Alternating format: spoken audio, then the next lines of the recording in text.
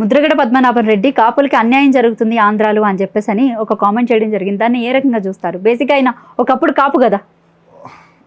ఆయన చెప్పిన మాటతో ఏకీపిస్తున్నాను. అన్యాయం జరిగిన మాట వస్తాను. రామ్ మనోహర్ లోహియ గారు ఎప్పుడో మేము పుట్టకముందే చెప్పినట్టున్నారు. ఇక్కడ ఆంధ్రప్రదేశ్లో నెంబర్ ఆఫ్ రీజన్స్ ఏదన్నా కానీ నెక్స్ట్ అధికారంలోకి రావాల్సింది కాపు తెలగ వాళ్ళు చెప్పంటారని ఎప్పుడు చెప్పారు. ఒక నాయకుడు అధికారంలోకి వస్తే మొత్తం కులం అంతా వచ్చేసిందని నేను భావించను. అందులో వాళ్ళు సామాన్లు ఎంత బాధపడతారో టాప్ క్రీమ్లో ఉన్న 0.01% 99% లాభాలు బీసీలో కలపడానికి మరి ఏ రకంగా ఆ రోజు అడ్డుకుండా ఎవరండి? నీలం సంజీవ్ రెడ్డి గారు కదా. ఆల్రెడీ ఉన్నారు కదా. కలపడం ఏంటి? ఇంతకుముందే ఉన్నారు కదా. ఇంత 2 సార్లు తీసేసింది ఎవరు? లెక్కలు తీయండి. ఎవరు తీశారు? కాపులు బీసీలుగా ఉన్నారు. ఇన్ఫాక్ట్ మీరు మెడ్రాస్ ఏ ముఖ్యమంత్రి తీశాడు? 2 సార్లు ముఖ్యమంత్రులు ఎవరు తీశారు? ఎవరు వాళ్ళు? అది దాని మీద చర్చించి అడగాలి.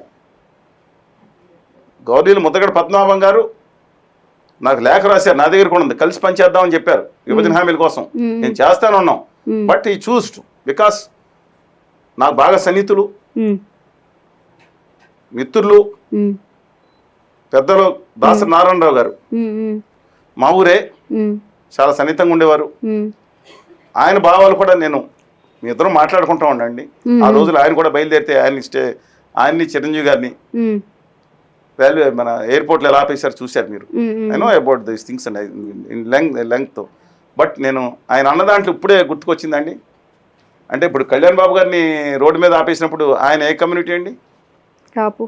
మరి నేను అడుగుతున్నాను, ఇది వాళ్ళ ఒకళ్ళకి అన్యాయం జరిగినప్పుడు లేదా ఒకళ్ళ కేసులో పట్టుబడ్డప్పుడు కులాలు వస్తాయా? నేను అడుగుతున్నానండి. తీశారు కదా సార్. ఎవరు తీశారు కదా? నిన్న రీసెంట్ గా వైసీపీ మాజీ ఎమ్మెల్యే కాసు మహేష్ రెడ్డి గారు. సరే, ఆయన రాజకీయం కోసం మాట్లాడుకోవచ్చు. ఇవాళ నిజంగా న్యాయం కావాలనుకుంటే, నిజంగా అన్యాయ పని నేను ఒకటే చెప్తాను, కులానికి మొత్తం ఇస్తే కదండి. దాంట్లో వెనుకబడిన వర్గాలకి, దాంట్లో వెనుకబడిన ఉన్న వాళ్ళకి, ప్రతి ఒక్కళ్ళకి అనేక కమ్యూనిటీలు అందరూ న్యాయం జరగాల్సిందే. ఒకళ్ళు ఇచ్చేస్తే న్యాయం జరుగుతుందని ఎలా అనుకుంటామండి? అందుకని but despite that they are eligible. And దాన్ని బట్టి వాళ్ళు గుర్తుకొచ్చిందా మీకు? అంబటి రాంబాబు గారు ఒక విధంగా అభ్యుదయవాదే, ఈ బూతుల విషయంలో వీటి విషయంలో కాకుండా. చెప్పాను కదా, వాళ్ళ పిల్లలిద్దరిని ఎవరికి ఇచ్చారు? వాళ్ళ పిల్లలిద్దరిని ఎవరికి ఇచ్చారు? పిల్లలిద్దరిని ఎవరికి ఇచ్చారండి? వీళ్ళు చెప్తున్నట్టు ఒకటి ఉండవల్లి గారి వర్గానికి, ఒకటి చంద్రబాబు నాయుడు గారి వర్గానికి ఇచ్చారని చెప్పి నేను సోషల్ మీడియాలో చూశాను. నాకు ఎప్పుడు చెప్పలేదు ఆయన. అంటే ప్రశ్నిస్తే ఫస్ట్ నుంచి కూడా కాపులకి టీడీపీ పార్టీ అన్యాయం చేసుకుంటానే వచ్చింది. అటు వంగవీటి రంగాన్ని కూడా చంపేసింది చంద్రబాబు నాయుడే అని చెప్పేసి ఆయన ఆరోపించడం జరిగింది, ముఖ్యంగా గురజాల మాజీ ఎమ్మెల్యే. అలాగే ఇప్పుడు కాపు జాతికి ఆంధ్రాలో అన్యాయం జరుగుతుంది, ముఖ్యంగా అంబటి రాంబాబుగా కానివ్వండి, వీళ్ళందరినీ అంటే కాపుల్ని ముఖ్యంగా కేసులు పెట్టడం కానివ్వండి, అంటే ఇలాంటివి అన్నీ జరుగుతున్నాయని చెప్పేసి మాట్లాడుతున్నారు. ముందులో ఎలాంటి ఇచ్చారో కోట్ల విజయభాస్కర్ రెడ్డి గారు చూసాం. దాని తర్వాత ఎందుకు ఇంప్లిమెంట్ చేయలేదు? 2004 వరకు చేయలేదు, 2009 వరకు ఎందుకు చేయలేదు, 2014 నుంచి 19 వరకు, 19 నుంచి 24 వరకు చంద్రబాబు నాయుడు గారు, రాజశేఖర రెడ్డి గారు, జగన్మోహన్ రెడ్డి గారు వీళ్ళు బ్యాచే కదా, ఎక్సెప్ట్ రోసే గారు, కిరణ్ కుమార్ రెడ్డి గారు తప్ప. అక్కడ ఆంధ్రప్రదేశ్లో ఇవాళ తూర్పు కాపులను కూడా తెలంగాణలోంచి రిజర్వేషన్ నుంచి గవర్నర్ని, తూర్పు కాపులను, చెట్టుపల్లిని అందరినీ తీసేసినప్పుడు ఏం చేశారు? మాట్లాడారా వీళ్ళందరూ? కనీసం 26 కులాలని చేర్చమని మేము మాట్లాడాం కదండి. తూర్పు కాపులు కూడా కాపు సమాజంలో భాగంగానే భావిస్తున్నాం కదా. సో వాట్ ఎవర్ బీబీసీలుగా ఉండొచ్చు, అది తీసేస్తే దాని గురించి ఎందుకు మాట్లాడలేదు? నెంబర్ ఆఫ్ ఇష్యూ వచ్చినప్పుడు గుర్తుకొస్తుంది. కానీ ఒక్కటి చెప్తున్నానండి నేను, ఇష్యూ వచ్చినప్పుడు వీళ్ళకి రాజకీయంగా వాడుకున్న వీళ్ళు కానీ అటు కానీ వాళ్ళేమో రాధ గారిని అడ్డం పెట్టుకుని ఒకసారి ఎలిగేషన్ చేయించారు, రెండోసారి అటు ఎలిగేషన్ చేయించారు. వాళ్ళ రాజకీయం కోసం వాడుకోవటం కోసం తప్ప. నేను మళ్ళా చెప్తున్నాను, ఇవాళ ఏ కమ్యూనిటీ ఎక్కువ మంది నిరుద్యోగులు, ఇవాళ నెంబర్ ఆఫ్ చెప్తున్నాను రిజర్వేషన్ లేని నిరుద్యోగులు ఎక్కువ మంది ఉంది ఆ కమ్యూనిటీ నుంచి. వాళ్ళని పారిశ్రామిక అధిపతులుగా చేయాల్సిన అవసరం ఉంది. వాళ్ళు తాము హీరోలు కావాలి, స్టెంట్ స్కూల్స్ పెట్టుకోవడం కాదండి. వాళ్ళు హీరోలు కావాలి, వాళ్ళ కుటుంబానికి హీరోలు కావాలి, వాళ్ళ ఓళ్ళని ప్రపంచానికి గొప్పగా చూపించాలి, ఆంధ్రప్రదేశ్ని పెద్దగా పట్టణంలో నిలబెట్టాలి, దేశానికి సంపద సృష్టించాలంటే ఆ కమ్యూనిటీలో కానీ ఏ కమ్యూనిటీలో కానీ దాని మీద దృష్టి పెట్టకుండా వీళ్ళ పిల్లలందరూ కూడా వీళ్ళ పెద్ద వాళ్ళందరూ అమెరికాలో చదువుకోవాలి. వీళ్ళు కాదని కొంతమంది పెద్ద కంపెనీలు ఉండాలి, కింద కులాల పేరు మీద కొట్టుకు చచ్చిపోవాలి. నేను ఒకటి చెప్తున్నాను, మీ సినిమా హీరోలు తెలుసు కదా, ఏ సినిమా హీరో చెప్పండి, ఎవరినేం చేసుకుంటారు? కింద కొట్టుకోవాలి. వీళ్ళు మాత్రం ఏ కులాలన్నా అభ్యుదయ కులాలు అనుకోండి, బాగా సంపన్న కులాలని పేరు రానివ్వండి, ఇంకొకళ్ళు మాత్రం హ్యాపీగా అందరూ ఒకటే బాయి కిందకు వస్తే ఫ్యాన్స్ మాత్రం కొట్టు చచ్చిపోవాలా? నేను అడుగుతున్నా, మిమ్మల్ని అడుగుతున్నా, మీరంటే నేను అడుగుతున్నాను. వీళ్ళు హీరోలందరికీ కులాలు ఉండవు, సినిమాలు చూడటానికి కులాలు రావాలి, డబ్బులు కలెక్షన్ వచ్చేయాలి, 100 కోట్లు 200 కోట్లు 400 కోట్లు, వీళ్ళకి కులాలు ఉండవు. ఆంధ్రప్రదేశ్ బడ్జెట్ విషయంలో అంటే డైవర్షన్ పాలిటిక్స్లో భాగంగా బడ్జెట్కి జరిగిన అంటే ఆంధ్రప్రదేశ్కి జరిగినటువంటి అన్యాయం ఏంటి సార్? ఎక్కడ తక్కువ వచ్చింది బడ్జెట్లో?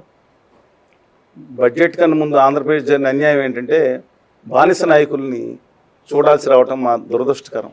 బానిస అనే పదం వాడినందుకు వారు క్షమించాలి, కానీ తప్పనిసరి పరిస్థితుల్లో వాడుతున్నాను. ఎందుకంటున్నానంటే వీళ్ళందరూ కూడా వీళ్ళు కొట్టుకుంటున్నారు, వీళ్ళు తిట్టుకుంటున్నారు, వీళ్ళు బూతులు పోస్తున్నారు, సాయంత్రం అయ్యేటప్పటికి very good evening discussions discussion పెడుతున్నారు, కర్రలతో కొట్టుకుంటున్నారు, కట్టెలతో కొట్టుకుంటున్నారు, వెర్బల్ డైరియా చేస్తున్నారు, మొత్తం డైవర్షన్ చేస్తున్నారు. కులగజ్జి, మత పిచ్చి, రాజకీయ నాయకులకు బానిసత్వ పిచ్చి, సైకో ఫ్యాన్సిజం, సినిమా పిచ్చి ఎక్కువగా చేసుకుంటున్నారు.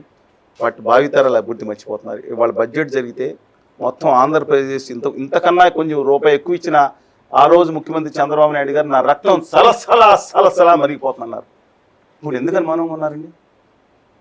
ఇది due respects to you, because being chief minister. ఇంతకుముందు జగన్మోహన్ రెడ్డి గారు ముఖ్యమంత్రి కూడా జగన్మోహన్ రెడ్డి గారి ఇంటిని ముట్టడిచ్చాం. నేను జేడి లక్ష్మణ్ గారు వెళ్ళి 1100 మంది అరెస్ట్ చేసిన వెళ్ళి ముట్టడిచ్చాం, ఛేదించుకుని ముట్టడిచ్చాం, నిలబడ్డాం, 26 జిల్లాల్లో ధర్నాలు చేశాం.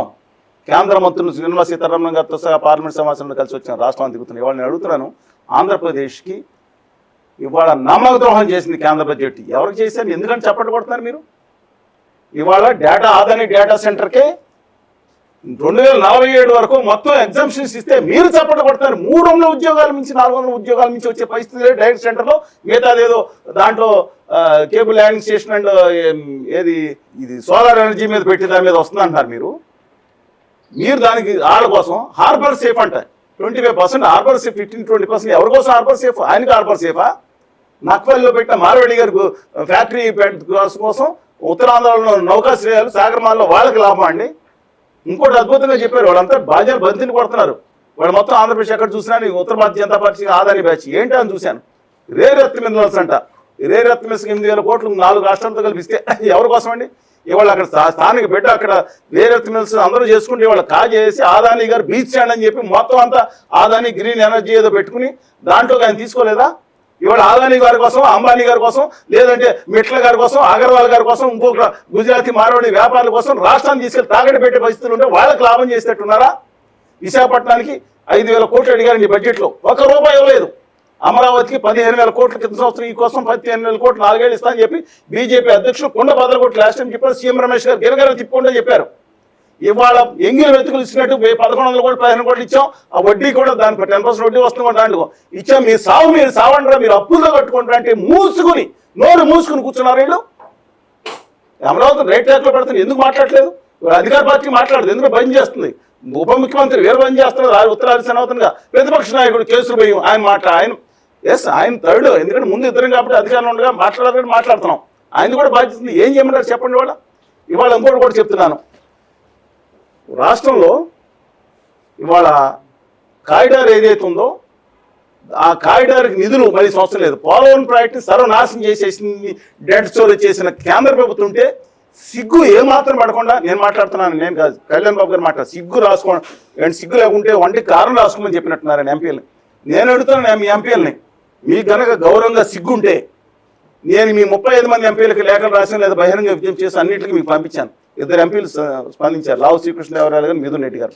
ధన్యవాదాలు సార్. వాటెవర్ స్థాయిలో వాళ్ళు స్పందించినా సరే నేను అడుగుతున్నాను, పోలవరం ప్రాజెక్ట్ని 135 అడుగులు డెడ్ స్టోరేజ్ ప్రాజెక్ట్గా సిగ్గు లేకుండా, శర్వ లేకుండా ద్రోహం చేస్తా కేంద్ర ప్రభుత్వ క్రితం 2025-26 బడ్జెట్లో పెడితే మీ అందరికి పెడితే మీరు రామ్మోహన్ రెడ్డి గారు ఆమోదిస్తే మీరందరూ ఎందుకు మాట్లాడలేదు? అమెండ్మెంట్ అడగలేదు. ఇవాళ ఈ సంవత్సరం బడ్జెట్లో అప్పుడే 12,900 కోట్లు పెట్టారు, ఏది డెడ్ స్టోరేజ్ చేసేటట్టు.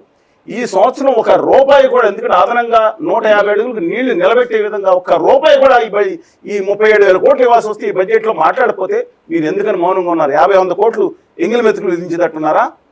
నేను విశాఖపట్నం స్టీల్ ప్లాంట్కి మూల నిధి కింద 100 కోట్లు ఇచ్చారండి. మీ అబ్బా సొత్తా అది? విశాఖపట్నం మీ అబ్బా సొత్తా? తెలంగాణలో సాయిరెడ్డి కరీంనగర్ జిల్లాలో తుపాకీ గుండెకు ఎదురుగా వెళ్ళి ప్రాణం అర్పించాడు విశాఖకు ఆంధ్రులకు కానీ. అక్కడ గుప్తా గారు కానీ యాదవ్ గారు కానీ లేదంటే కర్నూలు, అనంతపురం, పాలకొల్లు, విశాఖపట్నం, శ్రీకాకుళం అందరూ ఒక ప్రాణాలు అర్పిస్తూ వచ్చిన కర్మాగారం దాన్ని ప్రైవేట్ పరం చేస్తామంటే సిగ్గు లేకుండా, సేవ లేకుండా మీరు ఈ 11,000 కోట్లు తీసుకొచ్చి అప్పులు వడ్డీలకు సరిచారు. మేము అడిగేదండి, క్యాపిటల్ మైన్స్కుని తీసుకురాలేరా మీరు? మీరు చేతి మీద ఆధారపడి ఉంది కదా కళ్యాణ్ బాబు గారు చేతి మీద, చంద్రబాబు గారు మాట మీద ఆధారపడి కేంద్ర మంత్రి వస్తున్నప్పుడు ఒక ఫోన్ కాల్ కొడితే క్యాపిటల్ మైన్స్ ఇస్తారు కదా రెండు. మీకు ఆ వడ్డీ 14% వడ్డీ చేసిన వడ్డీ రద్దు చేయమనండి. 20,000 కోట్ల లాభాలు వస్తుంది ఫ్యాక్టరీ అంటే పాత వడ్డీలు రద్దు చేసామని ఇప్పటివరకు వేసిన ఫ్యాక్టరీ రద్దు చేయమని దాన్ని వడ్డీ కాంపౌండ్ పెట్టి తీసేయమనండి. దాన్ని స్టీల్ స్పెషాలిటీ స్టీల్గా 7.3 నుంచి 20 మిలియన్ టన్స్ పెంచండి. చెప్పండి. స్టీల్ ప్లాంట్ గురించి ఇంత ద్రోహం జరుగుతున్న మాట్లాడదు, రామాయపట్నం పోర్టు గురించి మాట్లాడరు, కడప ఉక్కు ఫ్యాక్టరీ గురించి మాట్లాడదు, సిగ్గు లేదా? కళ్యాణ్ బాబు గారు అడిగారు, ఒంటి కారం రాసుకోమని అడిగారు. నేను గుర్తు చేస్తున్నా, నేను కాదు, సిగ్గుంటే కారం రాసుకుని నేను గుర్తు చేస్తున్నా. ఇవాళ ఆంధ్రప్రదేశ్కి అమరావతి గురించి చంద్రబాబు నాయుడు గారు అంత మాట్లాడు, అప్పులతో కట్టుకుని సావంటారు అని చెప్తే ఏమండి మీరు మాట్లాడుతున్నారు? అప్పులతో కట్టుకునే పరిస్థితి అదా? ఇవాళ 4th ఛానల్ ఏదైతే ఉందో నేషనల్ వాటర్ వే 4th దానికి దిక్కు లేదా? అసలు ఏ విధంగా ఆంధ్రప్రదేశ్ ఇంకోటి ఫైనల్గా ఇంకోటి చెప్తున్నానండి, బడ్జెట్లో చాలాసేపు ఇప్పటికన్నా తిరుపతి వెంకటేశ్వర స్వామి వెళ్ళి అక్కడ హామీ ఇచ్చారు కాబట్టి గవర్నీయులు ప్రధానమంత్రి గారు ఆంధ్రప్రదేశ్కి విభజన హామీలో రాయితీలు ఇచ్చేస్తే ఆ స్టూడెంట్స్ యువత 10 లక్షల మంది పారిశ్రామికేతరుగా మారి ఇండస్ట్రీస్లో అయ్యి వాళ్ళు 100 మందికి ఒక్కొక్కళ్ళు పని 10 మందికి ఉద్యోగాలు ఇస్తే 1.5 కోటి మంది వాళ్ళ ఆత్మగౌరవంతో బతుకుతారంటే స్టెంట్ స్కూల్స్ పెట్టుకుని బతకాలి వాళ్ళు.